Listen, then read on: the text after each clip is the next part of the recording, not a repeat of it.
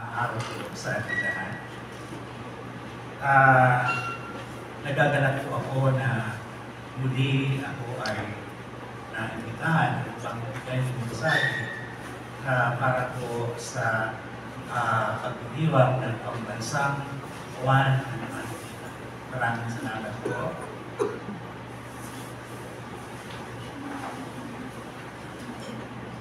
Magkakaugnay ang wika, panitikan at kultura. Wika ang medium ng panitikan, anumang genre o anyo. Tula, maging ito ay pan-teatro, pan-radyo, pan-telebisyon, pan-pelikula, mga nobela, may kwento o may pinagkakha, tula, sanaysay, gagli, at iba pa. Tunay na ang panitikan ang salamin ng kultura. Ang pagkakaroon ng mayabong na panitikan ay refleksyon ng mayaman at makulay na panitikan. Lunduyan ang panitikan sa pagkaunawa sa mga kaisipan, paniniwala, filosofiya, psikolohiya, pananalig, pangarap, pangamba, kalagayang panlipunan, pampolitika, panrelihiyon ng mga nagdaang panahon ng lahing Pilipino. Noong panahong pre-kolonyal, may mayamang panitikang moral ang bawat kultural na pamayanan sa ating bansa. May likas na galing at talento ang mga ninuno nating mga Pilipino. Patunay nito ang pagkakaroon ng maraming epiko, kwentong bayan, alaman, mito, pabula, salawikain, bugto, at iba pa. Iba't ibang anyo ng tula buhat sa mga katutubong mamayanan na gumagamit ng iba't ibang katutubong wika. Mga tulang dinapatan ng himig at naging mga katutubong awitin. Ang pagkakaroon ng mayaman, panitikan at kultura ang batayan ng pagkakaroon ng kabihasnan o sibilisasyon. Bago pa man dumating ang mga mananakop na Espanyol, ay may sibilisasyon na sa ating bayan. May mga katutubong nakasulat ang kanilang mga obrang pampanitikan sa mga balat ng punong kahoy, sa mga bato, sa mga kawayan. Palasat ang panitikang oral na ipinasa ng ating mga ninuno sa sumunod na henerasyon ng lahing Pilipino. Dahil sa katangian ng mga itong pasanta o oral na minana ng mga salin-lahi, karamihan sa mga ito ay naglaho. Gayunpaman, may mga pamayanang kultural na dahil sa geograpikong lokasyon nila ay hindi nasakop o hindi gaano na-impluwensyahan ng kolonisasyon. Bunga nito, nananatili hanggang sa kasalukuyan ang kanilang panitikan na itinuturing na mayamang bahagi ng kulturang Pilipino.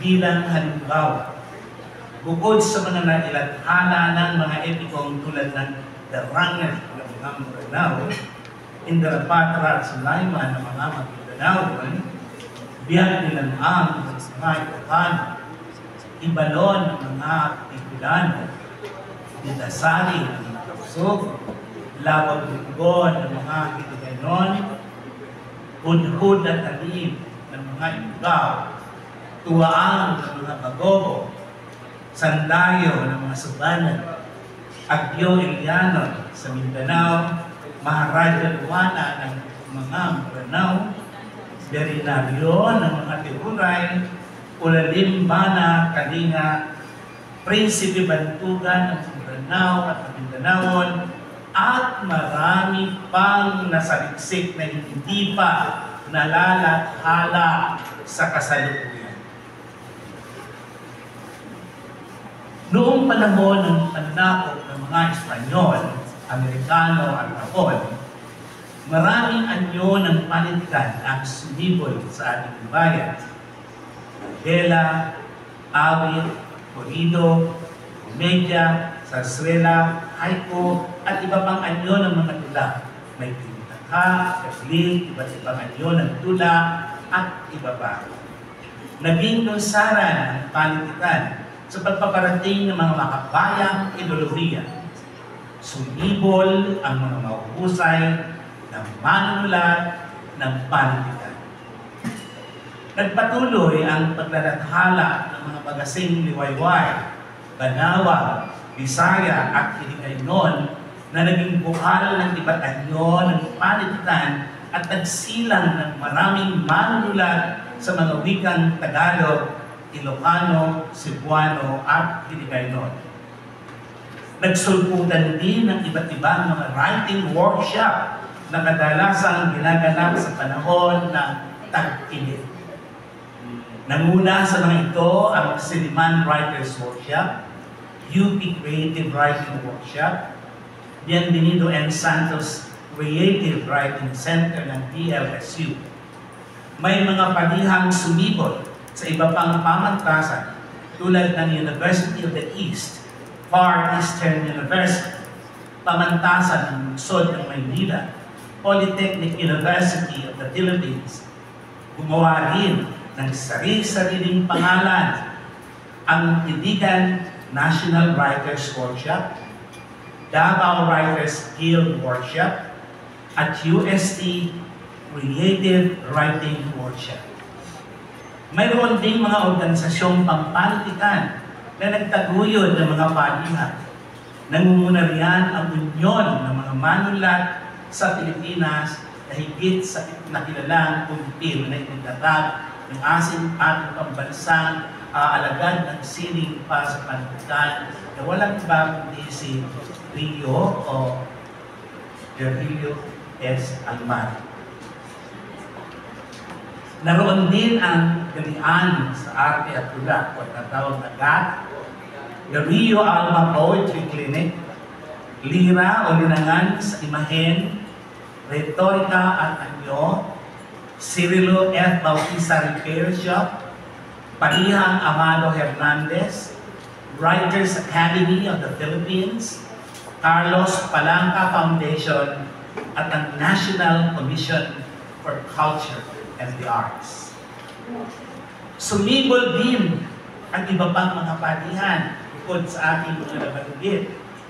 Palihang Aurelio Sica, Kataga, Angono 3/7 Poetry Society, Adhika ng Giting ng Obra at Sining ng Pasig, Valenzuela Arts and Literary Society, Caloocan Historical and Cultural Studies Association Incorporated, Kaboronyogan Bicol, Adhika ng Giting at Obra ng Sining ng Pasig, Buglas Writers Guild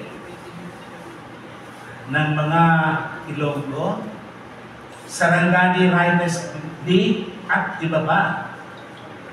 Isa pang nakatulong ng labis sa paglinang ng mga manunulat ang iba't ibang patimpalak o contest na pampanitikan. Nangunguna riyan ang Palangka Memorial Literary Contest na simula po noong 1950 at nagsumati ang taong 1997 ay simulan nito ang contest sa pagsulat ng maikling kwento sa mga wikang Ilocano, Cebuano at Hiligaynon. Cultural Center of the Philippines, mga magazine Free Press, The Graphic, The Panorama at iba pa.